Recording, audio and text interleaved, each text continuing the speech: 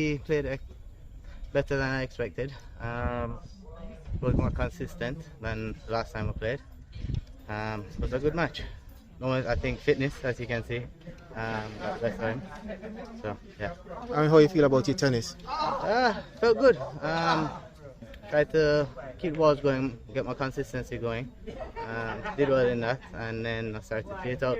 So yeah, everything's going well.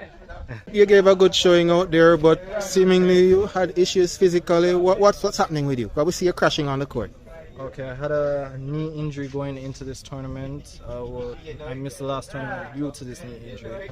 I was hoping I could play through the game without having an injury with my wrist or my knee, but fitness wasn't the issue. At about 4-1, up 40-15, it was a struggle. It was really me and myself out there playing, just trying to make it.